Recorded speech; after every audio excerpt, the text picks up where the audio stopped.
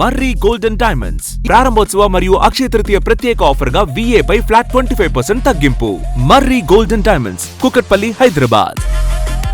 Hybrid నమూనాలో సీట్ల పునర్విభజనతోనే దక్షిణాది రాష్ట్రాలకు న్యాయం జరుగుతుందని సీఎం రేవంత్ రెడ్డి స్పష్టం చేశారు. కేంద్రం పెంచాలనుకుంటున్న లోక్సభ సీట్లలో 50% జనాభా ప్రాతిపదికన, మిగిలిన 50% రాష్ట్రాల స్థూల ఆర్థిక వృద్ధి రేటు ఆధారంగా పునర్విభజన చేయాలని డిమాండ్ చేశారు. దామాషా పద్ధతిలో 50% సీట్లు పెంచితే దక్షిణాదికి తీవ్ర నష్టమని ప్రధాని మోదీ ఈ సమస్యను అత్యంత ప్రమాదకరంగా వాడుకుంటున్నారని ఆరోపించారు.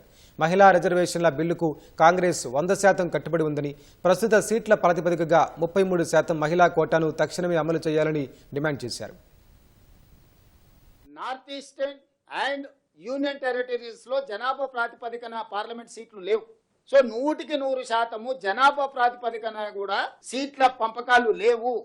ఈ హైబ్రిడ్ మోడల్లో మీరు 272 సీట్లు మీరు పెంచాలని నిర్ణయించుకున్నారు కదా, అందులో 50% 136 సీట్లు మీరు చెప్పుకుంటున్న ప్రోరేటా ప్రకారం ఇచ్చుకోండి. ఇంకొక 136 సీట్లు 50% ఉన్నాయి కదా, GSDP ప్రాతిపదికన సీట్లను విభజించండి.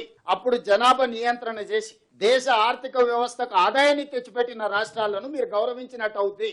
కాబట్టి ఈ హైబ్రిడ్ మోడల్ తీసుకోండి. మొదట మహిళా బిల్లు పాస్ చేయండి. ఇప్పుడు ఉన్న సీట్ల ప్రాతిపదికన 33% రిజర్వేషన్లు లోక్సభలో, అదేవిధంగా శాసనసభలో పెంచడానికి బిల్లును ఆమోదించుకొని భవిష్యత్తులో సీట్లు పెంచడానికి, నియోజకవర్గాల పునర్విభజన చేయడానికి ఎలాంటి విధి విధానాలు తీసుకుంటే బాగుంటుందో సభలోనే కాకుండా బయట వచ్చి ప్రజలతో కూడా చర్చించండి, సూచనలు తీసుకోండి. ఒక ఎక్స్పర్ట్స్ కమిటీని అపాయింట్ చేయండి. మొత్తం పూర్తిగా దాని మీద ఒక నివేదిక ఇచ్చిన తర్వాత ఆ నివేదికను మళ్ళీ సభలో చర్చకు పెట్టండి.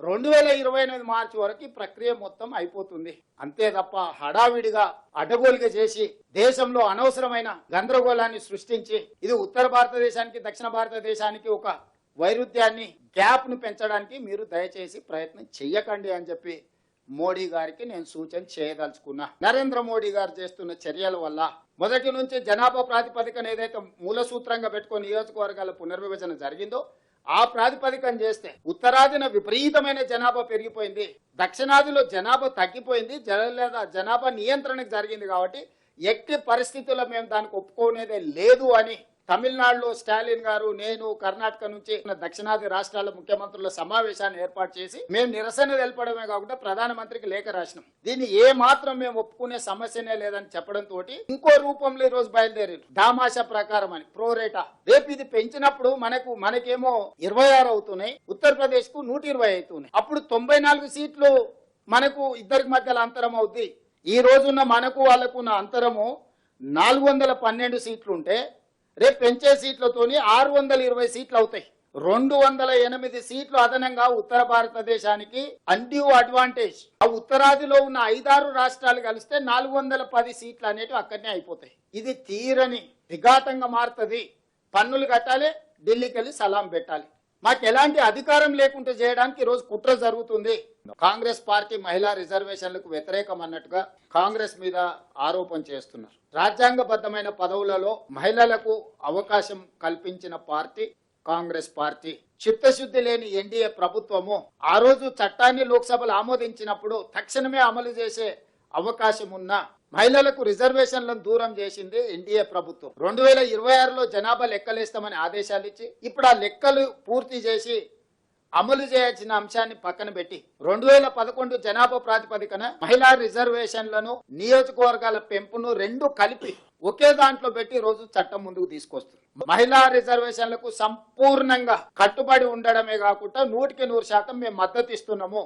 6 నెలల లోపలనే మహిళా రిజర్వేషన్లు అమలు చేయొచ్చు. కాబట్టి రేపటి 16, 17, 18 పార్లమెంట్ సమావేశాల తక్షణమే మహిళా రిజర్వేషన్లు ఉన్న సీట్ల ప్రాతిపదికన 33% రిజర్వేషన్లను మహిళలకు అమలు చేసడానికి చట్టం తీసుకురా, మేము సంపూర్ణంగా మద్దతు ఇస్తాము.